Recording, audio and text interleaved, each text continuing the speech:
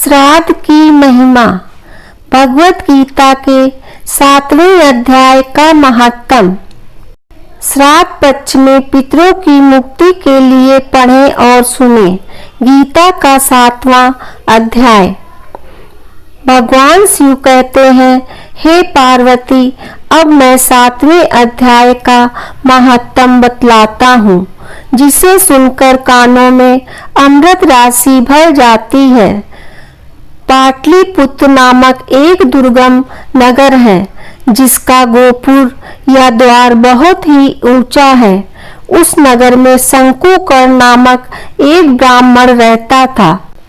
उसने वैश्यवृत्ति का आश्रय लेकर बहुत धन कमाया, किंतु न तो कभी पितरों का तर्पण किया और न देवताओं का पूजन।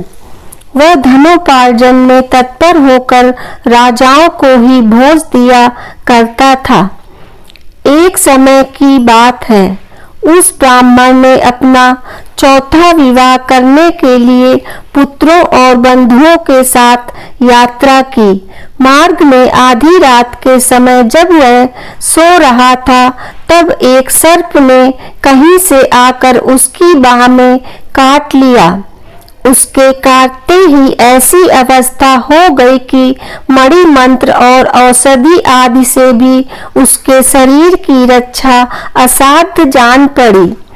तत्पश्चात कुछ ही क्षणों में उसके प्राण पखेरु उड़ गए और वह प्रेत बना। फिर बहुत समय के बाद वह प्रेत सर्प योनि में उत्पन्न हुआ। उसका वित्त धन की वासना में बंधा था। उसने पूर्व वृत्तांत को स्मरण करके सोचा, मैंने घर के बाहर करोड़ों की संख्या में अपना जो धन गाड़ रखा है, उससे इन पुत्रों को वंचित करके स्वयं ही उसकी रक्षा करूंगा। सांप की योनि से पीड़ित होकर पिता ने एक दिन स्वप्न में अपने पुत्रों के समक्ष आकर अपना मनोभाव बताया। तब उसके पुत्रों ने सवेरे उठकर बड़े विस्मय के साथ एक दूसरे से स्वप्न की बातें कही। उनमें से मंझला पुत्र कुदाल हाथ में लिए घर से निकला और जहां उसके पिता सर्प योनि धारण करके रहते थे, उस स्थान पर गया। यद्यपि उसे धन के स्थान का ठीक ठीक पता नहीं था, तो भी उसने चिन्हों से उसका ठीक निश्चय कर लिया और लोभ बुद्धि से वहां पहुंचकर बाबी को खोजना आरंभ किया। तब उस बाबी से बड़ा भयानक सांप प्रकट हुआ और बोला, ओ मूढ़, तू कौन है? किस लिए आया है? ये बिल क्यों खोद रहा है? किसने तुझे भेजा है? ये सारी बातें मेरे सामने बता। पुत्र, मैं आपका पुत्र हूँ। मेरा नाम शिव है। मैं रात में देखे हुए स्वप्न से विस्मित होकर यहाँ का स्वर्ण लेने के कौतूहल से आया हूँ। पुत्र की यह वाणी सुनकर वह सांप हंसता हुआ उच्च स्वर से इस प्रकार स्पष्ट वचन बोला कि यदि तू मेरा पुत्र है तो मुझे शीघ्र ही बंधन से मुक्त कर। मैं अपने पूर्व जन्म के गाड़े हुए धन के लिए ही सर्प योनि में उत्पन्न हुआ हूँ। पुत्र, पिताजी, आपकी मुक्ति कैसे होगी, इसका उपाय मुझे बताइए, क्योंकि मैं इस रात में सब लोगों को छोड़कर आपके पास आया हूँ। पिता कहता है, बेटा, गीता के अमृतमय 7वें अध्याय को छोड़कर मुझे मुक्त करने में तीर्थ, दान, तप और यज्ञ भी सर्वथा समर्थ नहीं है। केवल गीता का 7वां अध्याय ही प्राणियों के जरा, मृत्यु आदि दुखों को दूर करने वाला है। पुत्र, मेरे श्राद्ध के दिन गीता के 7वें अध्याय का पाठ करने वाले ब्राह्मण को श्रद्धा पूर्वक भोजन कराओ। इससे निसंदेह मेरी मुक्ति हो जाएगी। वत्स, अपनी शक्ति के अनुसार पूर्ण श्रद्धा के साथ निवर्षी और वेद विद्या में प्रवीण अन्य ब्राह्मणों को भी भोजन कराना। सर्प योनि में पड़े हुए पिता के ये वचन सुनकर सभी पुत्रों ने उसकी आज्ञा अनुसार उससे भी अधिक किया। तब शंकुकर्ण ने अपने सर्प शरीर को त्याग कर दिव्य देह धारण किया और सारा धन पुत्रों के अधीन कर दिया। पिता ने करोड़ों की संख्या में जो धन उनमें बांट दिया था, उससे वे पुत्र बहुत प्रसन्न हुए। उनकी बुद्धि धर्म में लगी हुई थी, इसीलिए उन्होंने बावली, कुआं, पोखरा, यज्ञ तथा देव मंदिर के लिए उस धन का उपयोग किया और अन्नशाला भी बनवाई। तत्पश्चात 7वें अध्याय का सदा जप करते हुए उन्होंने मोक्ष प्राप्त किया। हे पार्वती, यह तुम्हें 7वें अध्याय का महात्म बतलाया, जिसके श्रवण मात्र से मानव सब पातकों से मुक्त हो जाता है। पितर कभी भी अपनी संतानों को परेशान नहीं करना चाहते हैं। वे बहुत दयालु होते हैं, लेकिन संतानों की उपेक्षा से दुखी हो जाते हैं, क्योंकि संतान के द्वारा श्राद्ध कर्म और पिंडदान आदि करने पर उन्हें तृप्ति मिलती है और वे अपनी संतानों को धन धान और खुश रहने का आशीर्वाद देते हैं। पितर ये नहीं चाहते कि उनकी संतानें उनको तृप्त करने के लिए बहुत कुछ करें। वे श्रद्धा भाव से किए गए श्राद्ध को खुशी के साथ स्वीकारते हैं। कहा भी गया है कि श्रद्धा के बिना श्राद्ध अधूरा होता है। श्राद्ध पक्ष में गीता के 7वें अध्याय का पाठ किया जाता है। इस अध्याय का नाम है ज्ञान विज्ञान योग। इस अध्याय का पाठ श्राद्ध में जितना हो सके उतना करने का प्रयास करें। इससे पितरों को तृप्ति मिलेगी और पितर दोष से मुक्ति मिलेगी। 7वें अध्याय का महत्व। महाभारत शुरू होने से पहले भगवान श्री कृष्ण ने अर्जुन को गीता का ज्ञान दिया था। इस गीता का 7वां अध्याय पितर मुक्ति और मोक्ष से जुड़ा है। आपको बता दें कि ज्योतिष के अनुसार पितृपक्ष में गीता के 7वें अध्याय का पाठ करने से पितर दोष से मुक्ति मिल सकती है। श्राद्ध पक्ष में पितरों की मुक्ति के लिए पढ़ें और सुने गीता का 7वां अध्याय। श्राद्ध पक्ष में आप चाहें तो संपूर्ण गीता का पाठ करें, नहीं तो पितरों की शांति के लिए और उनका आशीर्वाद प्राप्त करने के लिए और उन्हें मुक्ति प्रदान का मार्ग दिखाने के लिए गीता के 2 और 7वें अध्याय का पाठ जरूर करें। यहाँ प्रस्तुत है गीता का 7वां अध्याय। ज्ञान विज्ञान योग। विज्ञान सहित ज्ञान का विषय।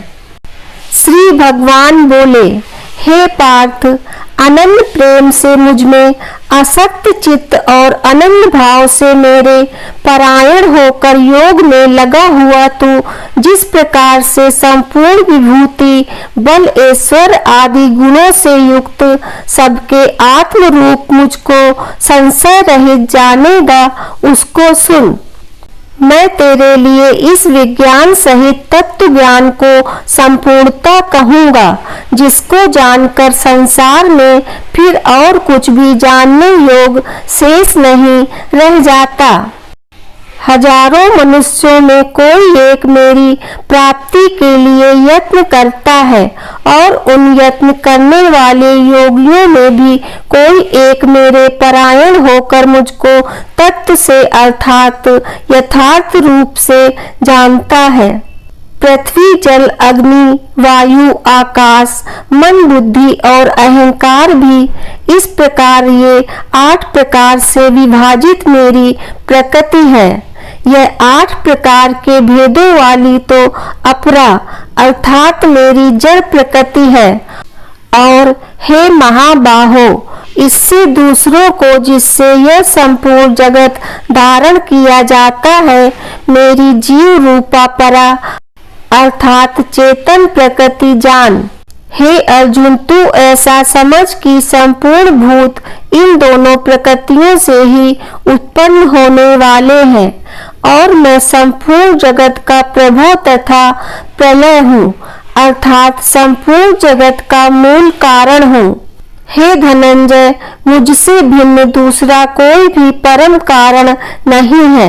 ये संपूर्ण जगत सूत्र में सूत्र के मणियों के सदृश मुझ में गुथा हुआ है। संपूर्ण पदार्थों में कारण रूप से भगवान की व्यापकता का कथन। हे अर्जुन, मैं जल में रस हूँ, चंद्रमा और सूर्य में प्रकाश हूँ, संपूर्ण वेदों में ओंकार हूँ, आकाश में शब्द और पुरुषों में पुरुष तत्व हूँ। मैं पृथ्वी में पवित्र रूप रस गंध से इस प्रसंग में इनके कारण रूप तन मात्राओं का ग्रहण है। इस बात को स्पष्ट करने के लिए उनके साथ पवित्र शब्द जोड़ा गया है। गंध और अग्नि में तेज हूँ तथा संपूर्ण भूतों में उनका जीवन हूँ और तपस्वियों में तप हूँ। हे अर्जुन, तू संपूर्ण भूतों का सनातन बीज मुझको ही जान। मैं बुद्धिमानों की बुद्धि और तेजस्वियों का तेज हूँ। हे भरत श्रेष्ठ, मैं बलवानों का आसक्ति और कामनाओं से रहित बल अर्थात सामर्थ्य हूँ और सब भूतों में धर्म के अनुकूल अर्थात शास्त्र के अनुकूल काम हूँ। और जो भी सत्य गुण से उत्पन्न होने वाले भाव हैं और जो रजोगुण से होने वाले भाव हैं उन सबको तू मुझसे ही होने वाले हैं ऐसा जान। परंतु वास्तव में गुणों के कार्य रूप सात्विक, राजस और तामस इन तीनों प्रकार के भावों से यह सारा संसार प्राणी समुदाय मोहित हो रहा है। इसलिए इन तीनों गुणों से परे मुझ अविनाशी को नहीं जानता, क्योंकि यह अलौकिक अर्थात अति अद्भुत त्रिगुणमयी मेरी माया बड़ी दुस्तर है। परंतु जो पुरुष केवल मुझको ही निरंतर भजते हैं वे इस माया को उल्लंघन कर जाते हैं अर्थात संसार से तर जाते हैं। माया द्वारा जिनका ज्ञान हरा जा चुका है ऐसे आसुर स्वभाव को धारण किए हुए मनुष्यों में नीच दूषित कर्म करने वाले मूढ़ लोग मुझको नहीं भजते। चतुर्विद्या, हे भरतवंशियों में श्रेष्ठ अर्जुन, उत्तम कर्म करने वाले, अतिथि सांसारिक पदार्थों के लिए भजने वाला, आर्त संकट निवारण के लिए भजने वाला, जिज्ञासु मेरे को यथार्थ रूप से जानने की इच्छा से भजने वाला और ज्ञानी, ऐसे 4 प्रकार के भक्त जन मुझको भजते हैं। उनमें नित्य मुझ में एक ही भाव से स्थित अनन्य प्रेम भक्ति वाला ज्ञानी भक्त अति उत्तम है, क्योंकि मुझको तत्व से जानने वाले ज्ञानी को मैं अत्यंत प्रिय हूँ और वह ज्ञानी मुझे अत्यंत प्रिय है। ये सभी उदार हैं, परंतु ज्ञानी तो साक्षात मेरा स्वरूप ही है ऐसा मेरा मत है, क्योंकि वह मदग्ध मन बुद्धि वाला ज्ञानी भक्त अति उत्तम गति स्वरूप मुझ में ही अच्छी प्रकार स्थित है। बहुत जन्मों के अंत के जन्म में तत्व ज्ञान को प्राप्त पुरुष सब कुछ वासुदेव ही है। इस प्रकार जो मुझको भजता है वह महात्मा अत्यंत दुर्लभ है। उन भोगों की कामना द्वारा जिनका ज्ञान हरा जा चुका है वे लोग अपने स्वभाव से प्रेरित होकर उस नियम को धारण करके अन्य देवताओं को भजते हैं अर्थात पूजते हैं। जो जो सकाम भक्त जिस जिस देवता के स्वरूप को श्रद्धा से पूजना चाहता है, उस भक्त की श्रद्धा को मैं उसी देवता के प्रति स्थिर करता हूँ। वह पुरुष उस श्रद्धा से युक्त होकर उस देवता का पूजन करता है और उस देवता से मेरे द्वारा ही विधान किए हुए उन इच्छित भोगों को निसंदेह प्राप्त करता है। परंतु उन अल्प बुद्धि वालों का वह फल नाशवान है तथा वे देवताओं को पूजने वाले देवताओं को प्राप्त होते हैं और मेरे भक्त चाहे जैसे ही भजे, अंत में वे मुझको ही प्राप्त होते हैं। भगवान के प्रभाव और स्वरूप को न जानने वालों की निंदा और जानने वालों की महिमा। बुद्धिहीन पुरुष मेरे अनुत्तम अविनाशी परम भाव को न जानते हुए मन इंद्रियों से परे मुझ सच्चिदानंद घन परमात्मा को मनुष्य की भांति जन्म कर व्यक्ति भाव को प्राप्त हुआ मानते हैं।